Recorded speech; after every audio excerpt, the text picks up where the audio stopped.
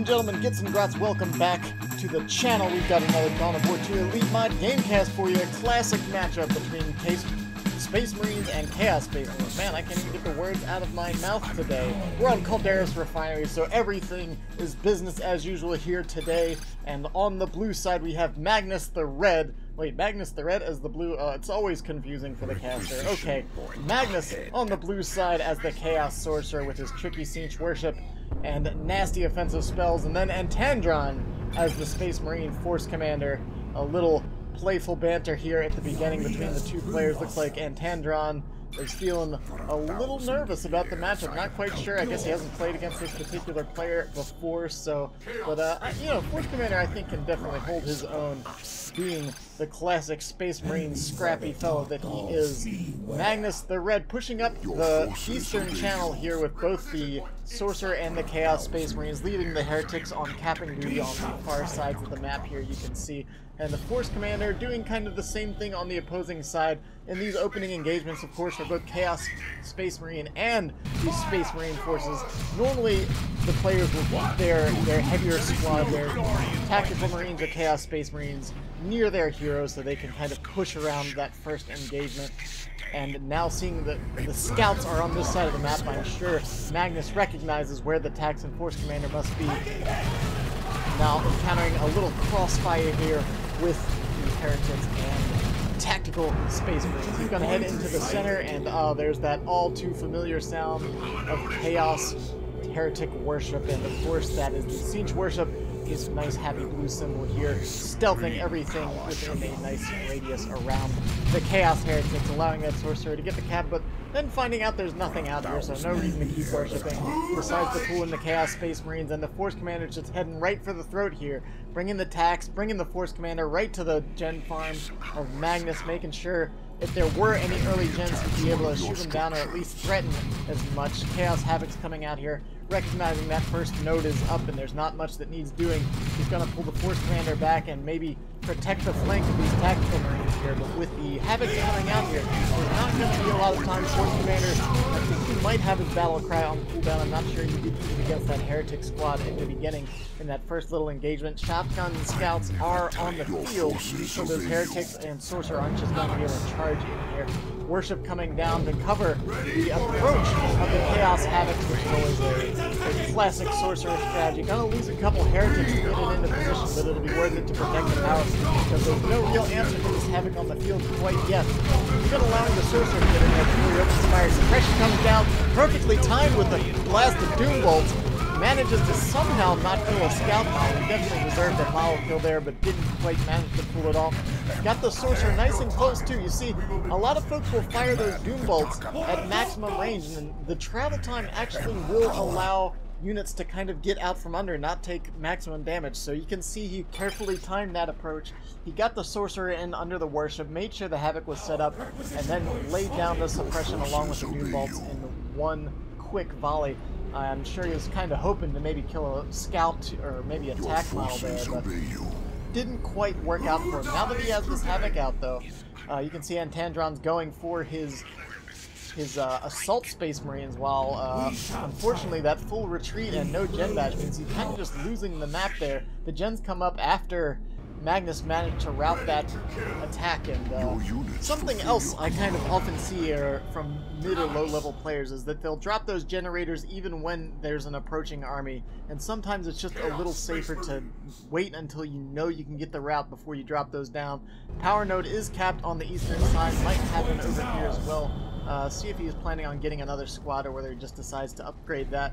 Space Marines don't have a really quick way to take out power nodes unless they decide to get flamers. Scouts, shotguns are kind of your best bet, and they're not easy to get either. So Havoc does manage to capture these attacks, but looks like the Force Commander is actually going to get around the arc of fire. One Scout goes down to the Chaos Space Marine, capping on the back line there, but the Havocs are going to get forced off. And I think Magnus might have had a bit of a mistake there, letting that Force Commander get in there. Those Havocs should have been able to stick around at least for a bit. I guess the Assaults were coming in, so it wouldn't have mattered in the long run, but I think he could have maybe played that a little better. Goes around. You can't just always leave your Havocs around, because they will just focus fire a single unit like that. As you saw, they won't try to suppress everything within their range of fire. They're not going to spread that fire around unless you manually tell them to do so. Attacks do get routed by the Chaos Sorcerer and his Heretics, and now looks like he's just going for caps all around. The Force Commander actually exchanging some victory points on this side of the map while the Assault Marines just bullying these Chaos Havocs right in front of their base turrets, not allowing them out at all. And yeah, both of these squads are kind of hamstrung back in here.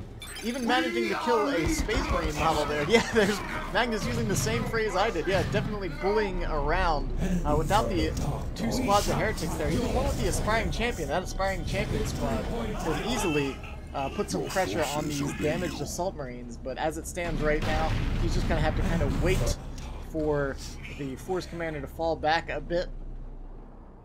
And I think, did any squads... No, so these guys are still stuck in their base by themselves without any Sorcerer or Heretic support. Heretics tried to do a little bit of return favor over here, but the Shotgun Scouts weren't going to have it. They did get forced off. Full Generator farm down for the Space Marine now. And gens spread out, actually, all over the map for the Sorcerer. He has 2 gens in his natural. He's got 1 on the western side, and then he has just the node on the eastern side. But even so, still probably a bit of power advantage on.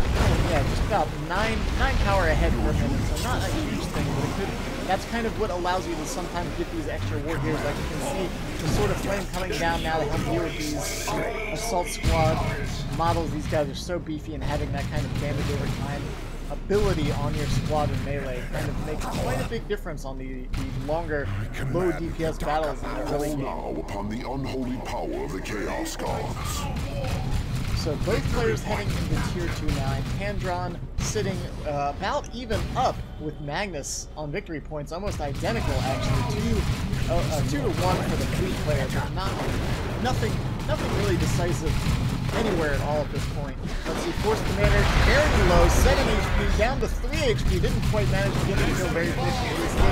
Sorcerer is not so lucky. Sorcerer goes down right next to the center VP here, under a barrage of fire from both the Shotgun Scouts, fully upgraded with both their Sarge and Shotguns now, and the Tactical Marines, which are level 2. They've been getting quite a few Heretic kills, and I guess maybe, I think a couple Havoc models have gone down throughout the little tussles here as well. Enemy wishes to deactivate one of our Havocs are locking down the center. Where are those Assault Space Marines? They are returning from the base, so they're not going to really be able to get out here and support. Attacks might lose a model here to try to get this cap, but the Scouts do flank.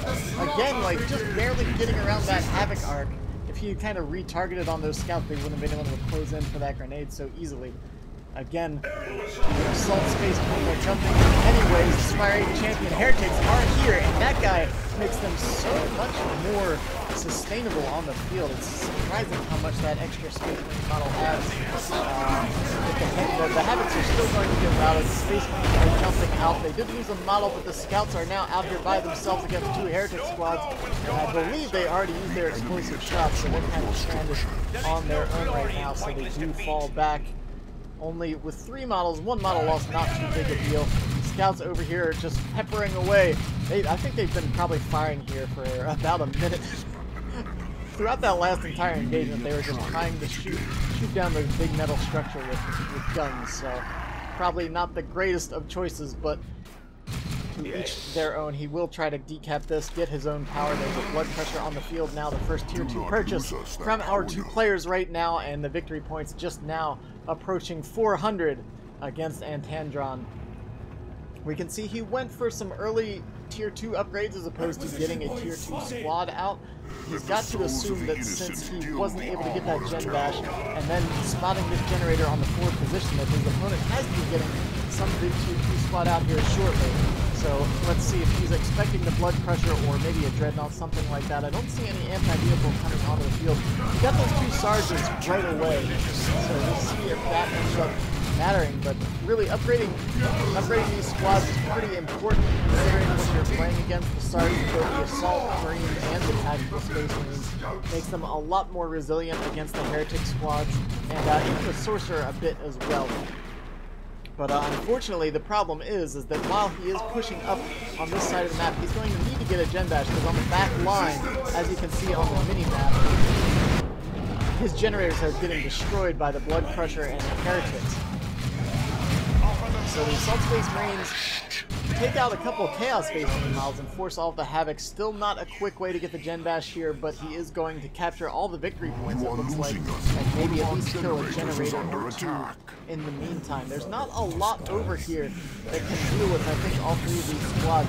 The upgraded Scouts, Assault Squad, and Space Marine. Without the support of that Blood Crusher, I think the Chaos Sorcerer and these Havocs might not be enough to rout this. Of course, once these generators go down, let's see, the Sorcerer might even just pull back this Blood Crusher this engagement, and then he'll be able to fight this pretty well. He's got to be careful, though. It does have a bit of a cast time on it. Of course, let's see, here comes the... Oh no, that was the flame ability. I saw him lift his sword. I thought he was calling for but there wasn't a rune sigil on the ground. You always have to watch for that. If you see that rune go down around the Sorcerer, something's coming in. And oh no, here it comes. But the Sorcerer, like I mentioned, there is a bit of a cast time on that. And he actually, oh, he pulled in the Heretics, not the Sorcerer. But just as he tried to jump through the warp, I think the Assault Marines stuck their sword right in that portal and stabbed him in the back before he managed to close it. He fell down right after that teleport. And that's a second death now for that Chaos Sorcerer. I think it's kind of mitigated considering the fact that he did manage to get the full gen dash up north here. That's going to slow down the Force Commander quite a bit. A charge coming in from the Blood Crusher. I think he would have been better off just trying to stab a model or two. Probably would have gotten at least one kill, maybe two. Those Assault Marines were extremely low on health. Sitting at 150, I think a couple swings of that Blood Crusher sword may well have earned him a couple more model losses, and considering the fact that he's going to be hurting for wreck a bit once he rebuilds that gen farm, any extra kills he can get is going to matter, especially on top of that, he's managed to get the decap on Magnus's requisition points as well, and Magnus has been bleeding quite a bit. We saw him lose those Chaos Space Marine models. Now sitting on 2 Havocs. He's got one upgrading to that Marcus Cinch, getting the Las Cannon upon seeing the Dreadnought that Antandron pulled onto the map. But will that and the Blood Crusher be enough? It probably will be for a single Dreadnought. He has to be very careful here. Antandron should know that even before the second Havoc came out, he should know that the first Havoc has the potential for the last Havoc coming out here. Force Commander is going to try to get in here, but he's not. He's got Alacrity armor, so he's not really going to be able to do much about the Siege Marine upgraded as well. And looks like the Dreadnought is just stranded. That's going to be a big loss at this point in the game. Assault Marines do jump in, they see the Las Cannon, so they know there's no threat of suppression, but now there's simply no answer to the Blood Crusher. Force Commander actually still sitting completely vanilla. Surprised to see that. The second Havoc squad now identified over here, but unfortunately it's a bit too late. The Assault Marines are suppressed, taking heavy fire, both melee and range from the Siege Marines, and Aspiring Champion Heretics forced to retreat. Again, here comes the Blood Crusher. Let's see if it manages to get a couple model kills. It doesn't this time around, but just as that happens, the Power Fist comes down on the Force Commander, not quite going to be able to get the stun, that Flesh over Steel ability down on this quick vehicle. But instead, he decides to just knock out a few Heretics, one-shotting them with ease with that big, nasty Power Fist. Grenade comes down on the Las Cannon, but doesn't really manage to do too much. Takes out a model, but not really too much avail, because as these are Las Cannon Havocs, they're probably not even going to reinforce that model at this stage. There's no reason to have all three unless you're expecting a big attack on them, and you're kind of concerned about them getting gibbed with just those 2 models. They aren't particularly resilient, so oftentimes players will just leave the 2 models on the squad and leave it at that. 312 to 354, the VPs have been returning on both sides, keeping it fairly even, and the Force Commander now sitting out here deciding to he gets the Artificer armor, he's got the Iron Halo, oh man, going from no upgrades to fully kitted out, the Iron Halo, the Artificers, and the Power Fist. So just going for a tanky, beefy guy that can swing really hard. He's not going to be quick, but he is going to knock you over with that Power Fist. And I think he just kind of wants to exist as a deterrent to the Blood Crusher. He just kind of prevents the Blood Crusher from now charging into the Space Marine line here a bit. He also has Thunder and Lightning Melting Bomb, so if that Blood Crusher is a little too antsy, he might find himself slowed and then stunned. Especially considering the Sorcerer might be going down here once again. Sorcerer teleports out and escapes. The Melta Bomb goes down, but the Blood Crusher may well be able to get out of here. He does have the global ability to teleport there. Unfortunately, the Force Commander, I think, focused on something else for a moment and allowed the Blood Crusher to escape.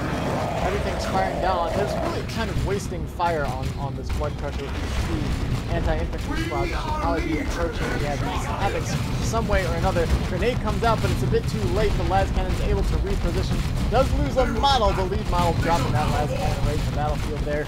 And now a lone Siege Marine model, 1 of 3 out here with pretty low health, trying to hide in green cover, but deciding against it ultimately. And again, the Havoc is just holding down the field there. These Assault Space Marines had to fall back. They did lose, yeah, they did lose their Sergeant, unfortunately. Scouts looking for another opportunity to get some backcapping in here. The Heretics for Magnus have managed to recap all these rec points. They have matured back to normal, and Antandron now kind of sitting in a rough position. Certainly not untenable, but Magnus does have a Chaos Dreadnought coming out on top of this, and with using this worship, Antandron's probably not going to have any idea it's there until maybe he jumps into the Assault Space Marines or something like that, and that's going to be a very nasty surprise. Scouts unable to get the capture on this power back here. Generators are up, but again under a little duress there from those Heretics. Heretics. There's a lot of H's going around right now, so I got a little confused, but Sorcerer does have to fall back, might allow the Space Marines to grab this power over here and try to catch up in this power race, because you can see they're actually pretty close in power, but you forget that Magnus spent a lot of power on this great big old Dreadnought over here, so despite both being Tier 2, the rush to Tier 3 isn't quite as important for Chaos. They can really hang out in Tier 2 for a long time. They have excellent Tier 2 options between Dreadnoughts, Bloodletters, Plague Marines, all that kind of thing. But, looking for some gens over here. They're unfortunately not going to find it. They find out that, like, oh, they're still broken. There's not really much to break over here, so they'll just beat up this node. And then probably find that they're on the wrong side of the Chaos Army, because the Blood Crusher's now coming in. They don't even get the node break, unfortunately, and Antandron probably a little beside himself on that one. I'm surprised these level 3 Space Marines don't have plasma guns yet.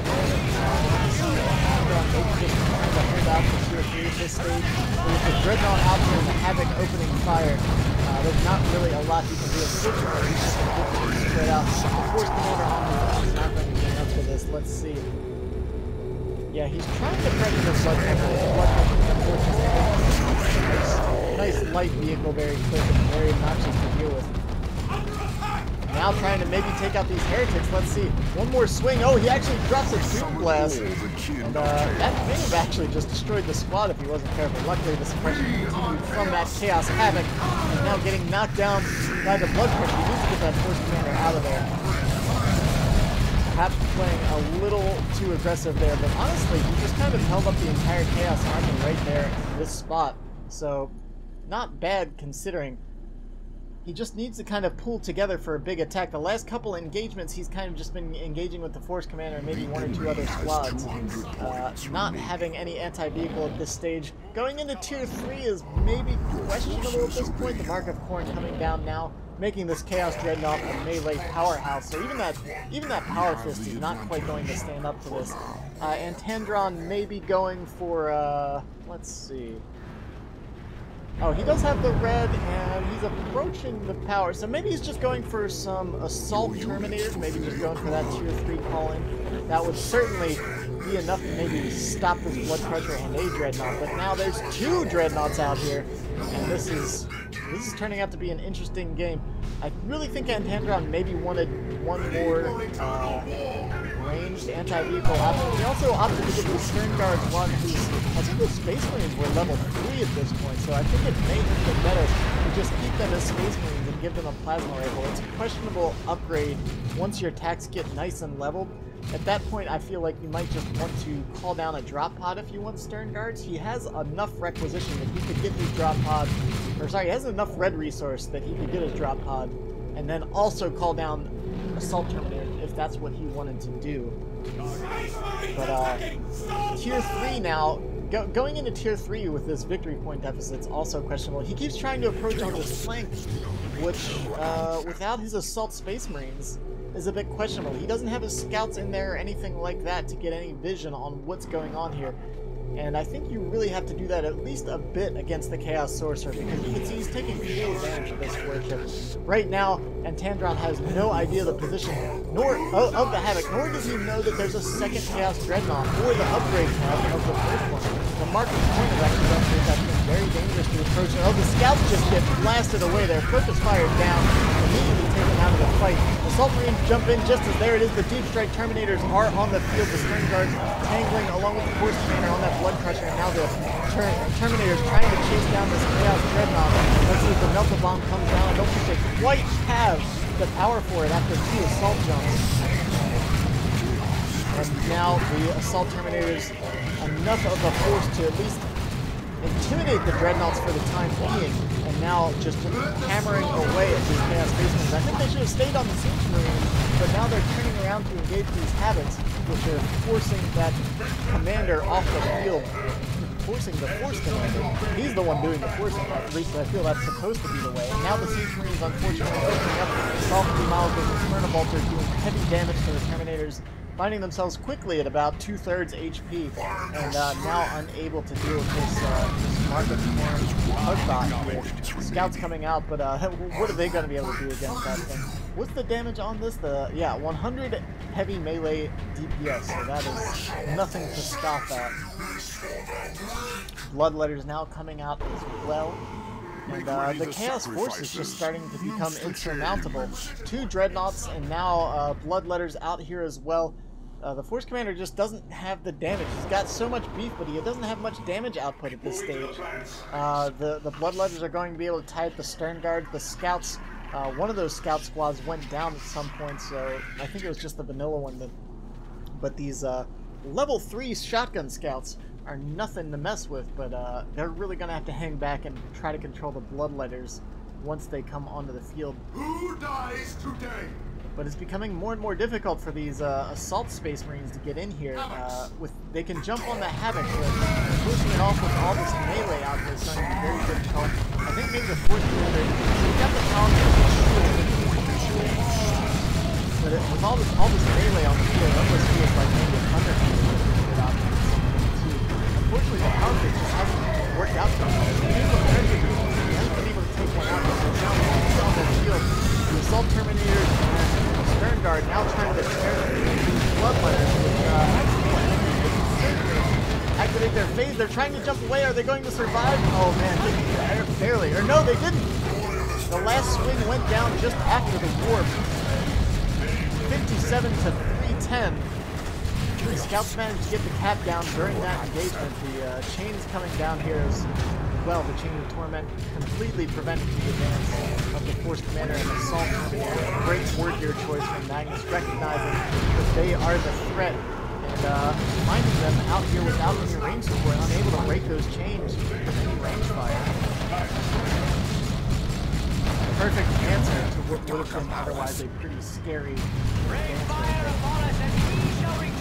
Scouts do get the recap. It's 2-0 cap despite the superior Chaos Force. Unfortunately, the Scouts had to retreat through all that. If you would have moved them just right to about here, they would have retreated the other direction. You always have to be very aware of the Scouts actually might have gone down if this Dreadnought maybe gone down, took a couple swings. That said, the Dreadnoughts hammering away at these Assault Terminators actually took out 2 models. That's huge expense there coming in for Antandron, who's already on the back foot. Stern Guards now approaching. They do have their Vengeance rounds upgraded, so, or sorry, not upgraded, but equipped. And now the Vanguard veterans out here as well. And this is kind of another questionable push, I feel like, because I think he may have wanted to keep that Melta Bomb. If he had that Melta Bomb right here, he may have been able to finish off that Dreadnought. He's been heavily upgrading his squads, which, while great, I think can sometimes be a detriment when you have fewer squads in the unit bar. Like you can see that the number of squads is just greatly outnumbered. These are great and powerful squads, these late-game Space Marine squads, but there's just so much on the field. If one of them gets taken off the field, that's the third of your army. What are you going to do from there? Two Dreadnoughts now, both heavily damaged and out here. If the Force Commander could get over here, he could take out one or two of these Dreadnoughts pretty easily. The Assault Terminators are still getting reinforced back home, though. 36 points, the Force Commander has very little time to do much about this. Blood letters now ripping through those Stern Guards. We even have a summoning circle coming down here. Scouts do get the decap to stop the VP, but I don't think that's going to be enough. Oh no, the Stern Guards, are they going down? Not quite! The Blood Letters managed to teleport in and almost finish the job, but fortunately they managed to escape. The Force Commander's out here on his own, but I don't think it's going to be enough. Will he at least get one of the Dreadnoughts on moral victory, if nothing else, but the Force Commander gets tossed to the ground. Where did he go? I guess he got purchased. Oh no, I think he got thrown. Oh, there he is. He's right around. There he is. He's doing some crunches. Working on those abs while he takes a break from the battle. GG is called, and I think, oh wait, from Magnus. I thought that was from Antandron. You never really want to be the first person to call GG when you're winning. It's kind of a low blow there, but fair enough. I don't think this is a returnable position. With 2-0 cap, there's just not enough time for Antandron to get back onto the field. A valiant effort, but I think just a few questionable unit options there towards the end of the game kind of cost him a potentially returning position. I think the Assault Terminators were fine. I think maybe going for the Stern Guard and Vanguard at that stage were not his best options. He definitely needed at least a little more anti-vehicle, maybe even getting the rocket launcher on those attacks when they were level 3 or level 4. I mean, along with the Force Commander Battlecry, that rocket launcher does some pretty serious anti-vehicle damage. And then maybe just, I'm not sure, he could have gotten a Dreadnought himself to help deal with these Bloodletters. He went tier 3, so you know, you kind of want to go for tier 3 stuff once you get there. He had a lot of red too, so he could have. It's always tricky looking at the endgame situation, right? Because everything's calmed down, and then you can stop and analyze what could have happened, and it's always a lot easier when you're casting or when you're not in the moment. But anyways, the victory goes to the Chaos players. Oh man, look at this Dreadnought. I love this Dreadnought. It's so cool. That helmet's amazing. I wish the details on either side were a little more crisp, but man, I love that helm. Whew! What a match. Excellently played by Magnus the Red, taking this victory. And Antandron maybe gonna have to bring it back around the next time they play. I think he could have had it, but he just was a little off on his engagements, and then his unit choices at the end of the match cost him the game. But I hope you guys enjoyed it. We're gonna get some more Elite Mod action coming at you from time to time here on the channel. Get this thing back up and running.